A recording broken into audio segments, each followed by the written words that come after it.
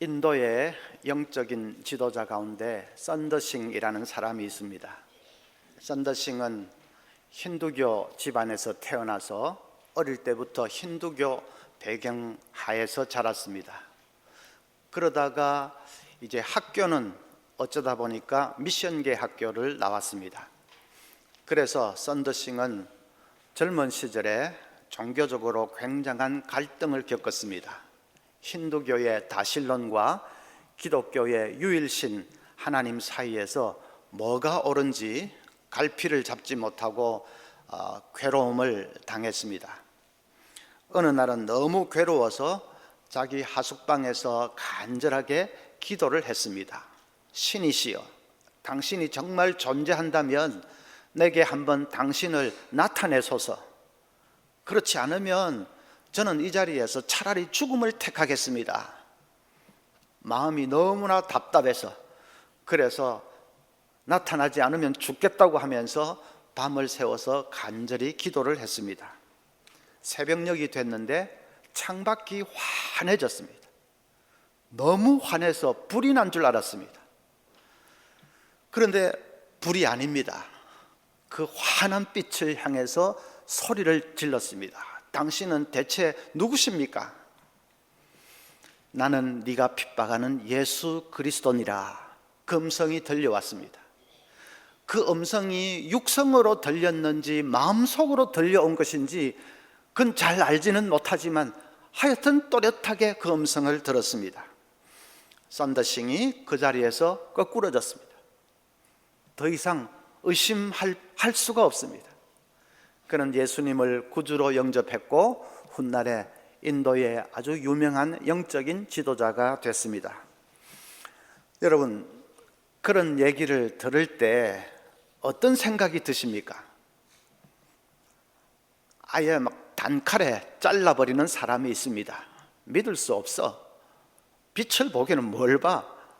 소리가 들리기는 무슨 소리가 들려? 무슨 착각을 했겠지, 착시 현상을 일으켰겠지 하고 단칼에 잘라버리는 사람이 있습니다. 너무 그러면 안 됩니다. 영적인 세계라는 것이 있습니다. 우리 이성으로서는 이해할 수 없는, 그런 이성을 넘어서는 신비한 영적인 그런 세계가 분명히 있습니다. 우리 교회 집사님은 미국에 살고 있는 손녀딸이 갑자기 죽었습니다. 그렇게 공부도 잘하고 그림도 잘 그리고 하던 아이가 병원에 가서 마취를 했는데 깨어나지를 못하고 그대로 세상을 떠났습니다. 그 즈음에 집사님 외부는 휴가차 하와이에 머물고 계셨습니다. 한밤중인데 밖에서 누가 부르더랍니다. 너무 부르는 소리가 또렷해서 일어나서 집사님이 밖으로 나가다가 캄캄하니까 뭐에 걸려서 넘어지기까지 했습니다. 밖에 나가보니 아무도 없습니다. 나중에 알고 보니 바로 그 시각이 아이가 숨을 거둔 바로 그 시간이었습니다. 집사님이 아이가 떠나기 전에 우리를 찾아왔었구나, 그런데 우리는 그것도 모르고 휴가만 즐기고 있었다고 하면서 얼마나 슬퍼하시는지요. 그런 일도 있을 수 있습니다. 우리가 알지 못하는 영적인 영역이 있습니다. 환상도 있고 영음도 있고 기적도 있습니다. 우리 이성을 넘어서는 신비한 체험이 있습니다. 그런데 중요한 것은 그런 체험을 너무 절대시하면 안 된다는 것입니다. 오늘 말씀 18절을 보면 아무도 꾸며낸 겸손과 천사 숭배를 이유로 너희를 정죄하지 못하게 하라 했습니다. 여기 천사 숭배라는 말이 나오지요. 그 당시 골로새 교회에 천사를 숭배하는 사람들이 있었습니다. 아마 그런 사람들은 천사의 존재를 목격을 한 것 같습니다. 선더싱 앞에 환한 빛이 나타났듯이 아마 그들 앞에도 천사가 나타난 것 같습니다. 그 천사를 한번 보고 나서는 천사를 숭배하게 된 것입니다. 천사를 하나님과 인간 사이의 중보자처럼 생각하면서 천사를 의지하고 천사에게 기도하고 천사를 숭배하게 된 것입니다. 그건 성경의 가르침하고는 다르지요. 성경은 천사는 분명히 있다고 말씀하는데, 그러나 그 천사는 우리를 섬기기 위한 존재라고 말씀을 했습니다. 우리가 천사를 숭배하는 것이 아니라 천사가 우리를 섬기기 위해서 존재한다. 성경은 분명히 그렇게 말씀합니다. 그래서 천사 숭배자들은 잘못된 거죠. 그런 사람들에 대해서 바울 사도가 분명하게 말씀합니다. 18절 중간에 그가 그 본 것에 의지하여 그 육신의 생각을 따라 헛되이 과장하고, 자기가 본 것을 너무 지나치게 의지하면 안 된다는 것입니다. 자기의 무슨 신비적인 체험을 너무 절대시하면 안 된다 하는 말입니다. 신비는 분명히 있습니다. 바울 사도 자신이 신비를 체험했지 않습니까? 다메섹으로 가는 길에 부활하신 주님이 그 앞에 나타났습니다. 주님이 밝은 빛 가운데 나타나셔서 사울아 사울아 네가 어찌하여 나를 핍박하느냐, 분명히 음성까지 들려주셨습니다. 바울이 그 체험 한번 하고는 사람이 완전히 180도로 바뀌었지 않습니까? 그러니까 신비스러운 체험 자체는 하등 잘못된 것이 없습니다. 오히려 유익하지요. 요즘도 영적인 체험을 통해서 신앙생활이 확 바뀌는 사람이 있습니다. 미지근하게 믿는 것도 아니고 안 믿는 것도 아니고 미지근하게 살던 사람이 한번 신비스러운 체험을 하고 성령 체험을 한번 하고 나서는 사람이 완전히 뜨겁게 바뀌는 경우가 종종 있습니다. 그래서 체험 자체는 유익하고 좋은 것입니다. 문제는 그 체험을 너무 절대시할 때 문제가 생깁니다. 체험을 성경보다 더 앞세우고 체험을 너무 의지하고 그걸 너무 절대시하면 그러면 신비주의가 됩니다. 신비는 좋은 것이지만 신비주의는 문제가 됩니다. 신비주의에 빠지면 사람이 광신자 비슷하게 될 수가 있습니다. 교회에 신비주의자들이 많이 설치면 그 교회가 이상한 방향으로 흘러갈 수 있습니다. 우리 교회에서 멀지 않은 곳에 좀 큰 교회가 하나 있는데 교회에 분란이 나서 결국 두 쪽으로 쪼개지고 말았습니다. 그렇게 된 데는 여러 가지 이유가 있지만 그 중에 하나는 담임 목사님 사모님이 신비주의에 빠진 것입니다. 그 사모님이 교인들을 이렇게 보면서 내가 당신 속을 다 들여다보고 있다 그럽니다. 심지어는 목사님들한테도 당신 내면을 내가 훤히 들여다보고 있다. 무슨 관심법입니까? 그것도 아니고 하여튼 속을 다 이렇게 들여다보고 있답니다. 사모님이 그러는데 교회가 편안하게 제대로 될 수가 있겠습니까? 누가 옳으니 그러니 싸우다가 결국은 두 쪽으로 분열이 되고 말았습니다. 신비주의에 잘못 빠지면 얼마나 치명적인 결과를 낳는지 모릅니다.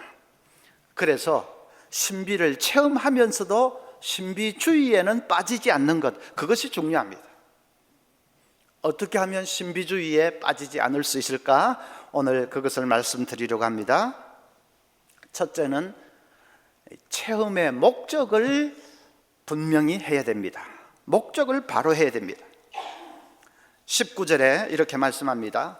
머리를 붙들지 아니하는지라 온몸이 머리로 말미암아 마디와 힘줄로 공급함을 받고 연합하여 하나님이 자라게 하심으로 자라느니라.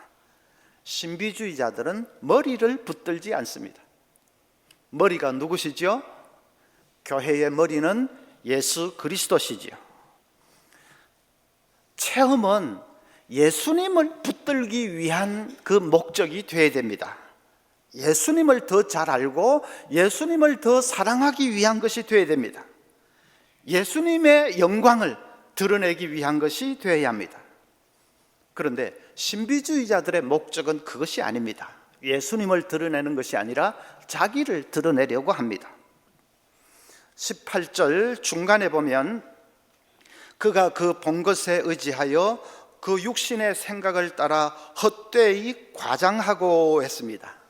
신비주의에 빠진 사람은 자기가 본 것을 과장을 한다. 자꾸 부풀려서 말한다. 왜 그럴까요? 자기가 신령한 사람이다 하는 것을 드러내기 위해서죠. 자기를 드러내기 위해서입니다. 한국에서 제일 큰 교회 목사님이 계신데 그 목사님이 한창 신유를 행한다고 법석을 떨 때의 일입니다. 한 번은 그 목사님이 설교를 하면서 성도 여러분, 어떤 성도는 밑이 이만큼 빠졌는데 내가 기도를 했더니 하나님이 쑥 들어가게 해주셨습니다. 교인들이 전부 아멘 할렐루야 하고 또 막 법석을 떱니다. 그 자리에 어느 잡지사에 기자가 있었습니다. 목사님, 저 말이 진짜일까? 그래서 추적을 해보았답니다. 이렇게 추적을 해보니까 밑이 이만큼 빠졌다는 사람은 대구에 살고 있는 어떤 성도였습니다. 그 성도를 찾아내어서 그래서 진짜로 그런 일이 있었습니까? 했더니 그 성도가 그거요? 제가 치질이 조금 있었는데 그래서 목사님 기도를 받았는데 조금 낫는가 싶더니 재발해버렸어요. 그럽니다. 치질 조금 있는 걸 가지고 밑이 이만큼 빠졌다고 하고 그것도 또 재발했는데 그 재발한 것은 말도 안 하고 그 목사님 과장을 많이 한 것이지요. 왜 그렇게 부풀려서 과장을 합니까? 그분 신령한 분이다. 신유의 은사가 우리 대한민국에서 최고다. 그런 소리 듣고 싶어서죠. 그건 체험의 목적이 잘못되었습니다. 예수님을 붙드는 것이 아니라 자기를 붙들고 있습니다. 예수님 영광을 나타내는 것이 아니라 자기 영광을 나타내려고 하고 있습니다. 목사님들 목회하는데 제일 골치 아픈 사람이 40일 금식기도 했다, 신학 공부했다 하는 분들이 제일 골치 아픕니다. 그런 분들은 다른 사람들을 저 아래로 봅니다. 네가 40일 금식기도를 알아? 해봤어? 네가 신학을 알아? 이런 마음으로 저 아래로 봅니다. 교역자들도 저 아래로 봅니다.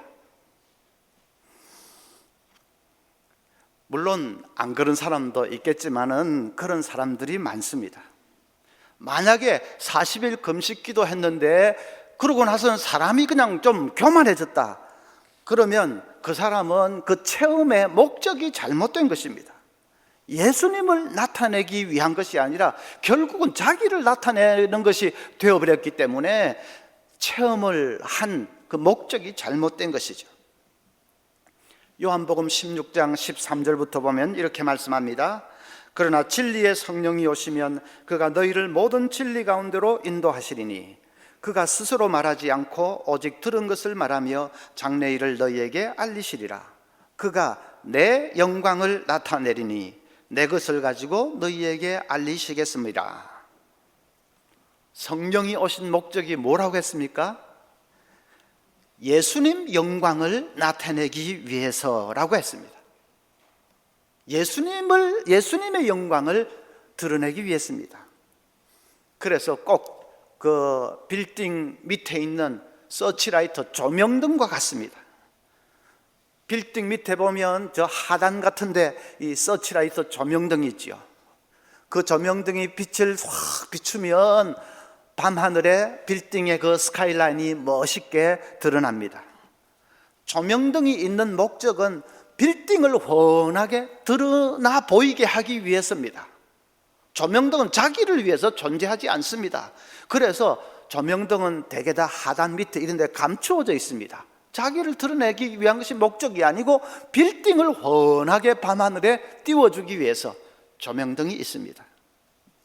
성령이 오신 목적도 예수님을 우리 앞에 환하게 드러내기 위해서입니다. 예수님이 얼마나 존귀하신 분인지, 예수님의 사랑과 은혜가 얼마나 놀라운 것인지 그것을 우리 앞에 밝히 보여주기 위해서 성령이 오신 것입니다. 성령은 결코 자기를 드러내기 위해서 오시지 않았습니다.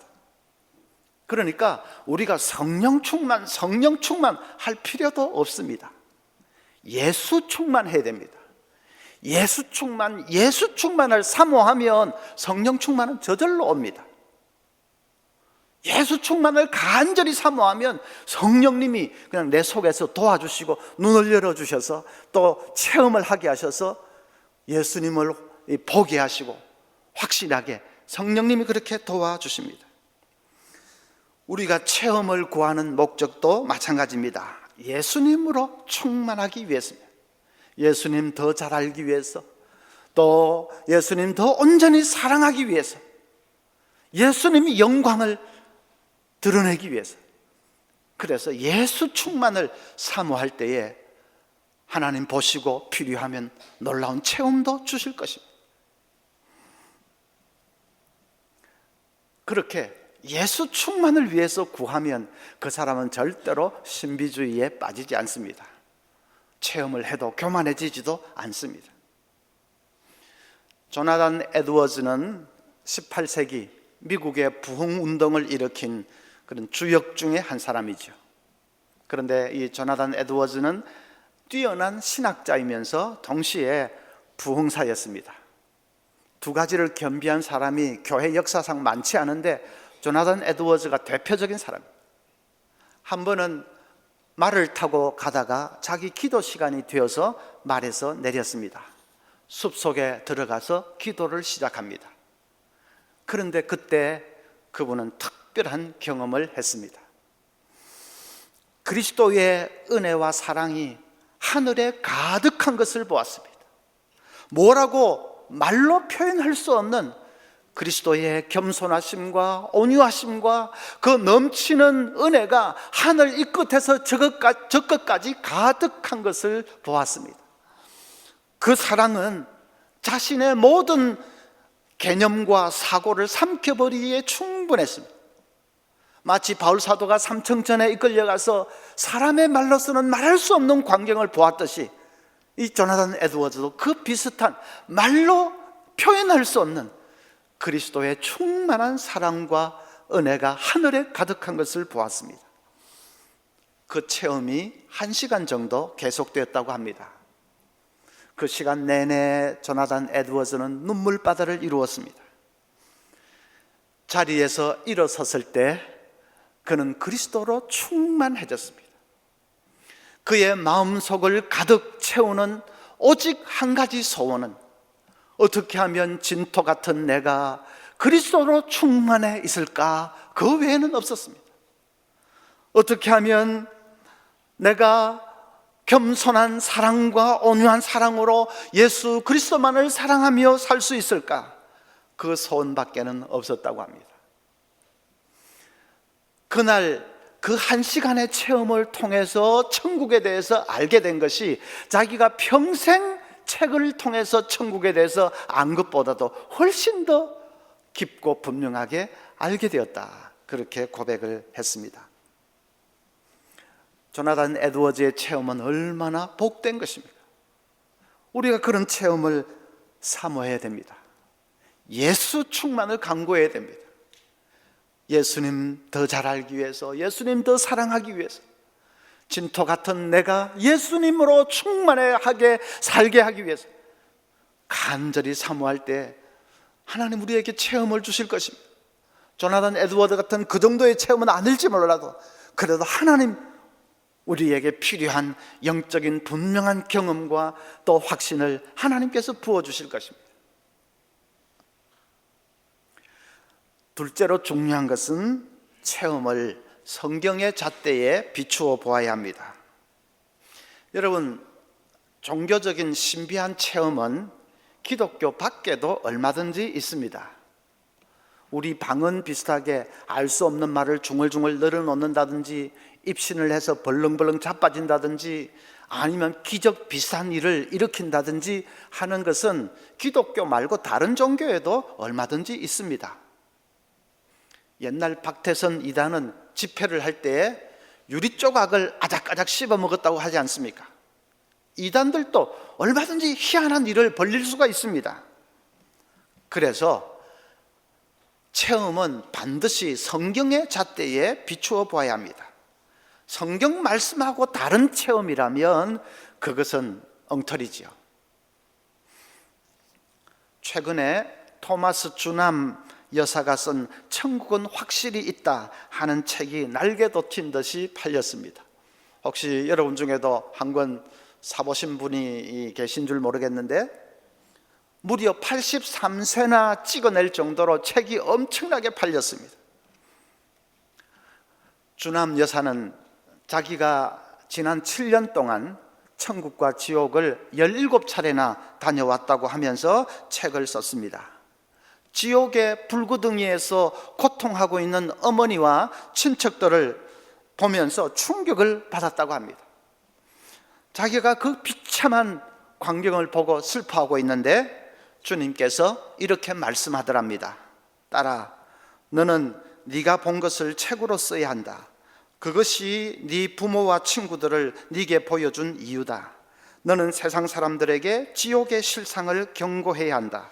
그래서 내가 재림하기 전에 될 수 있는 대로 많은 영혼들이 구원받을 수 있도록 인도해야 한다. 자, 이 말만 봐도 주남 여사가 지금 엉터리라는 것을 알 수 있지요. 왜냐하면 지금 예수님이 자기에게 했다고 하는 그 말은 성경하고는 다른 말입니다. 누가복음 16장을 보면 부자와 나사로 비유가 나오는데 거기에 지옥에 떨어진 부자가 천국에 있는 아브라함을 향해서 간청을 합니다. 그 천국에 있는 나사로를 저 세상에 보내어서 내 형제 자매들에게 가서 그래서 지옥이 정말로 있더라 그렇게 간증을 하게 하면 그러면 그 형제들이 그 말을 듣고는 지옥에 안 가도록 신앙생활 잘 할 수 있지 않겠습니까? 그럼 나사로를 좀 보내어서 지옥이 있다고 내 형제들에게 말 좀 하게 해 주십시오. 아브라함이 뭐라고 합니까? 그들에게 하나님의 말씀이 있지 않느냐. 말씀을 믿지 않는 사람은 죽은 자가 살아나서 지옥이 있다더라 해도 믿지 않을 것이다 하면서 거절을 합니다. 그러니까 성경은 천국에 갔다 왔다 지옥에 갔다 왔다 하는 말들이 사람을 구원하는데 별 효과가 없다고 말합니다. 그런데 주남 여사는 지옥에 갔다 왔다 하는 것을 책으로 써서 많은 사람들을 구원해라고 주님이 자기에게 그렇게 얘기를 했다 하고 있으니까 지금 그 사람이 거짓말하고 있다는 거 금방 알 수 있지 않습니까? 오금동에 전에 서울내저 자리에 큰믿음교회라는 이단이 들어왔습니다. 이단이라는 것을 감추기 위해서 지금은 교회 이름도 살짝 바꾸었습니다.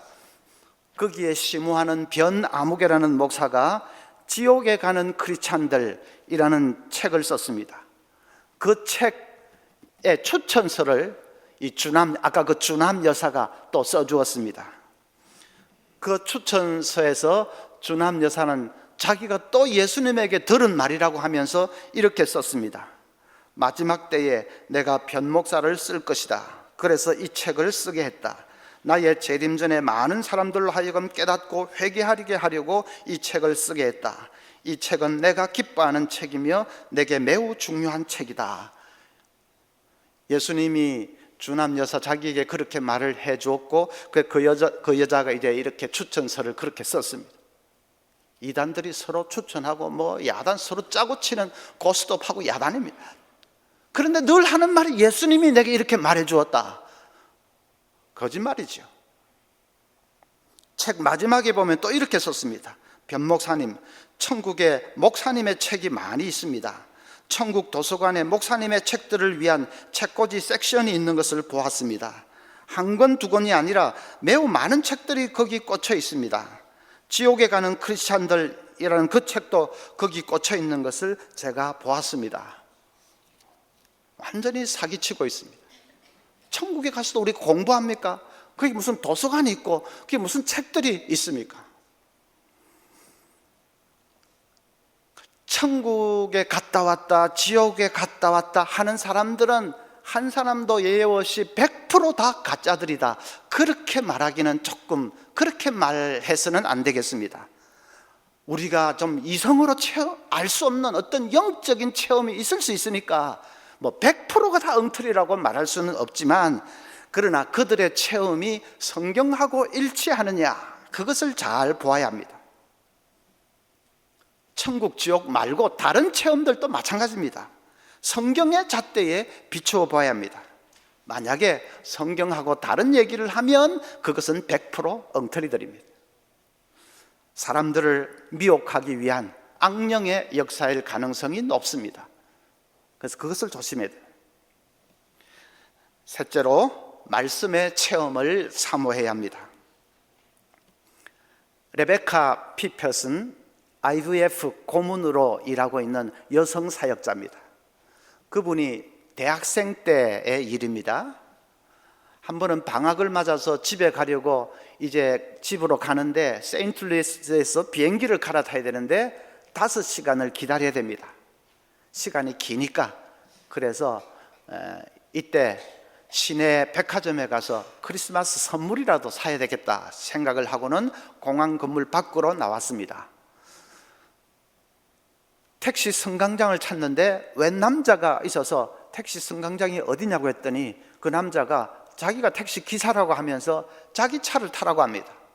그래서 잘 됐구나 싶어서 남자를 따라갔더니 그 차는 택시가 아니고 일반 승용차입니다. 남자가 하는 말이, 자기 차는 마침 오늘 차고에 들어갔는데 하루라도 놀 수가 없어서 자기 개인 차를 끌고 나왔는데 조금 싸게 해줄 테니까 타라고 합니다. 이 레베카가 아무 생각 없이 덜렁 탔습니다. 이제 공항을 벗어나서 시내를 벗어나더니 한적한 길로 달리기 시작합니다. 그런 시골에는 백화점이 있을 만한 데가 아닙니다. 그제야 레베카가 아차 싶은 생각이 났습니다. 가슴이 쿵쿵쿵쿵 도리질을 하기 시작합니다. 이상한 상상이 들면서 온몸에 소름이 쫙 끼쳐왔습니다. 믿음이 좋은 아이니까 주님 도와주세요, 주님 도와주세요 속으로 간절히 기도했습니다. 며칠 전에 큐티했던 말씀이 딱 떠올랐습니다. 시편 46편 1절부터의 말씀. 하나님은 우리의 피난처시요 힘이시니 환난 중에 만날 큰 도움이시라. 그러므로 땅이 변하든지 산이 흔들려 바다 가운데 빠지든지 바닷물이 솟아나고 뛰놀든지 그것이 넘침으로 산이 흔들릴지라도 우리는 두려워하지 아니하리로다. 그 말씀이 정말로 샘물처럼 속에서 솟아났습니다. 그래, 하나님이 내 피난처야. 하나님이 지금 나와 함께 계셔. 그 확신이 드니까 마음이 평안해졌습니다. 저 사람에게 하나님의 사랑에 대해서 전해주어라 하는 성령의 감동이 옵니다. 그래서 용기를 내서 하나님의 사랑에 대해서 그 앞에 있는 기사에게 전해주었습니다. 자기는 어떻게 해서 그리스도인이 되게 됐는지 그것도 얘기하고, 이제 이 예수 믿는 그리스도인이 되고 나서 얼마나 행복한지를 쭉 얘기를 했습니다. 빨리 집에 가서 사랑하는 가족들 만나고 싶다는 얘기도 하고, 선생님도 예수 믿으면 가족들이 너무너무 행복해질 거라고 얘기도 했습니다. 남자는 한마디도 대꾸도 않고 계속 달립니다. 그래도 쉬지 않고 얘기를 자꾸 늘어놓았습니다. 한참 가더니 어느 한적한 길에 길가에 차를 끽 하고 세웁니다. 그리고는 이 거울을 통해서 기사가 자기를 노려봅니다. 그냥 소름이 쫙 끼쳤습니다. 잠시 그렇게 노려보더니 결심을 한 듯이 차를 휙 돌려가지고는 시내 쪽으로 가서 백화점 앞에 자기를 내려주고 횡하니 가버렸습니다. 레베카가 얼마나 놀랐던지 뭐 쇼핑할 생각은 엄두도 못 내고 택시를 잡아서 공항으로 이제 들어갑니다. 택시 기사에게 조금 전에 있었던 얘기를 했습니다. 기사가 아가씨 미쳤어 하고 얼마나 야단을 치는지. 얼마 전에 꼭 그런 비슷한 일이 있었는데 그 여자는 성폭행 당하고 칼에 찔려서 중태에 빠져 있는데 범인은 아직 잡지도 못했다는 것입니다. 아가씨 진짜 천만다행이다. 저 위에 계신 분이 아가씨를 되게 좋아하나 보네. 기사가 그렇게 얘기를 했습니다.